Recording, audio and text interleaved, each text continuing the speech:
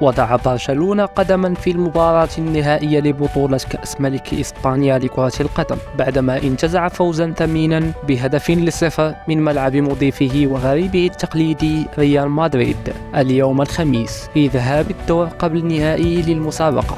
وجاء هدف المباراة عبر النيران الصديقة بعدما أحرز البرازيلي إيدر ميليتاو لاعب ريال مدريد هدفا لبرشلونة بالخطأ في مرمى فريقه في الدقيقة 26. وبات يكفي برشلونة الذي خاض المباراة بدون نجمه البولندي روبرت ليفاندوفسكي الذي يعاني من إجهاد عضلي التعادل بأي نتيجة في مباراة الإياب التي ستجري بملعبه في 5 من نيسان أبريل المقبل من أجل حجز بطاقة التأهل للدور النهائي.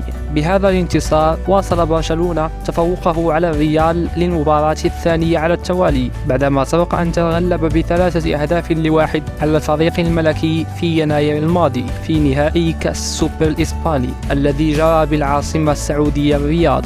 وكانت هذه هي المباراة الثالثة بين الفريقين بمختلف المسابقات خلال الموسم الحالي بعدما سبق أن فاز الريال ب3-1 على برشلونة على ملعب سانتياغو برنابيو الذي استضاف لقاء اليوم في مواجهة الفريقين الأولى بالدوري الإسباني في أكتوبر الماضي. ومن المقرر أن يتجدد الموعد أيضا بين الفريقين في 19 من مارس في برشلونة خلال مواجهة الفريقين الثانية ببطولة الدوري. يذكر أن الفائز من تلك المواجهة سوف يلتقي في نهائي كأس الملك مع الفائز من مواجهة الدور قبل النهائي الأخرى بين أوساسونا وأتلتيك بيلباو. وكانت مباراة الذهاب التي أقيمت بملعب أوساسونا أمس الأربعاء انتهت بفوز أصحاب الأرض ب1-0 عن طريق هدف المغربي الزلزولي.